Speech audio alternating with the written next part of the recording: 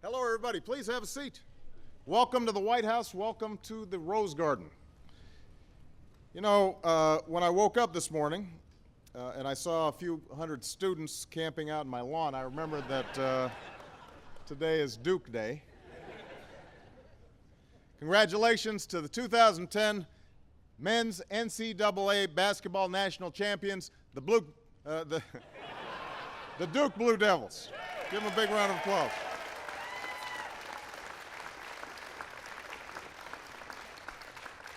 Now, we've got some big Duke fans here today. My outstanding Secretary of Veterans Affairs, Rick Shinseki, is here. He got a graduate degree from Duke, and both he and Coach K are proud graduates of West Point. They missed each other by 1 year. We've got some members of the North Carolina congressional delegation who are here. We've also got some proud Duke alumni serving in Congress. Representative Shelley Moore Capito is an alum. Representative David Price has been a professor at Duke since 1973. And Undersecretary of Energy, Dr. Christina Johnson is here, and she was the dean of the Pratt School of Engineering at Duke for 8 years. So you can give them all a big round of applause.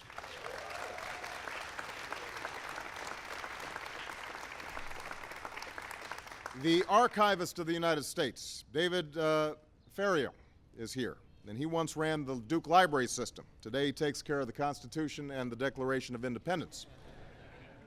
North Carolina Attorney General Roy Cooper and Durham Mayor Bill Bell are here as well. Give them a big round of applause.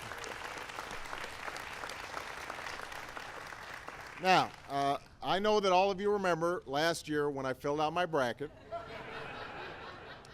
I picked North Carolina to win it all. It wasn't anything personal, just trying to win some money. I was right. Coach K wasn't too happy. He basically told me to stick it, or stick to my day job, is what he said. And then this year he went out with all these guys, and he won so he could come to the White House and crow about it. Payback is sweet, isn't it, Coach? Congratulations on your 4th national championship at Duke.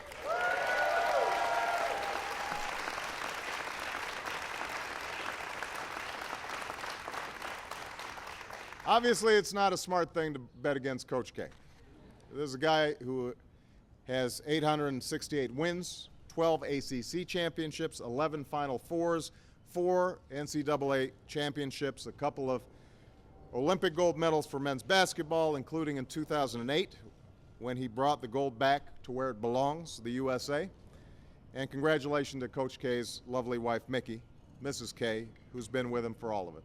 So we are very grateful to them. There you go.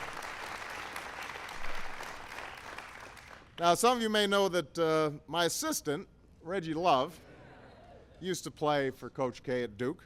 Reggie played on the 2001 national championship team, and he was a team captain in 2005. In fact, Reggie was so excited to see his old coach today that I had to make him come out and run some sprint drills just to calm him down. And then Coach and I were both discussing, I play with Reggie now, and when Reggie was playing, Coach said, "Don't shoot." And when he's on my team, I say to Reggie, "Don't shoot." So things haven't changed that much. Go down in the post, rebound.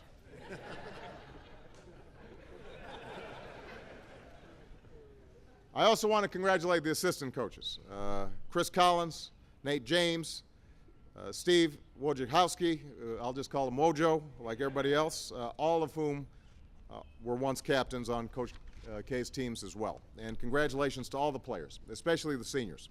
Jordan Davidson, John Shire, my homeboy from the Chicago area, Lance Thomas, and Brian Zubek. It's really been a 4-year journey for these guys, and each year they've gotten better together. When they were freshmen, they lost in the first round of the tournament. As sophomores, they made it to the second round. As juniors, they made it to the Sweet 16, and this year they won it all. That's the kind of progress that you want to see in, your college career.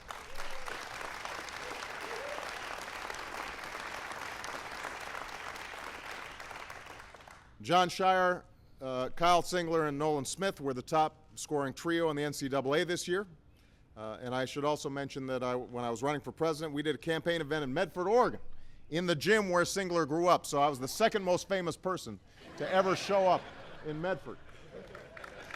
It's true.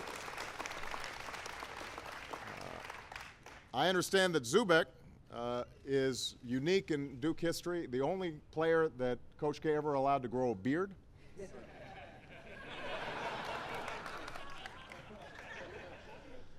Talk about somebody who's overcome a lot, who powered through setbacks and injuries to set a new Duke record for most offensive rebounds in a single season this year, including some critical boards in the title game.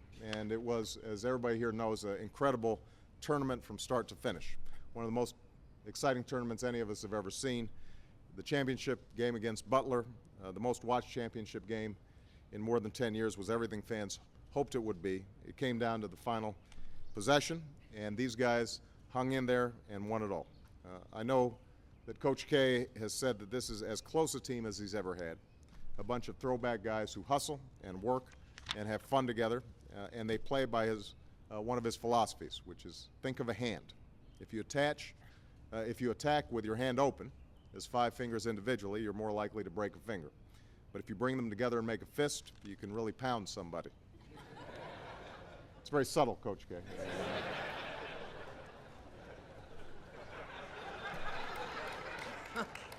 Nah.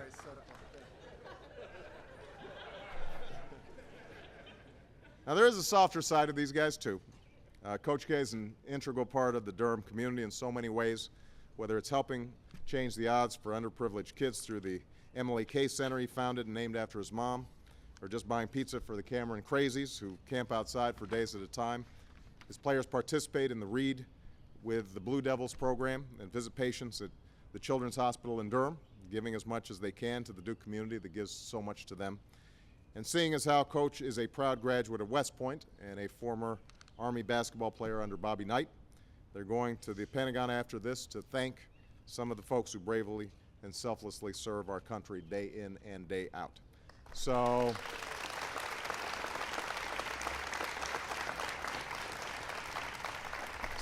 congratulations, Coach K. Congratulations to the team. And good luck next year. I suspect that you're going to try to bust my bracket once again. But I may not make the same mistake twice. All right. Thank you. Can we give you some gifts? There you go. You can see this. Come on. Oh, look at this. That's nice. Come on up here, guys. You guys come up here. You know Reggie's going to make me hang this in the Oval Office. Take down Lincoln or something.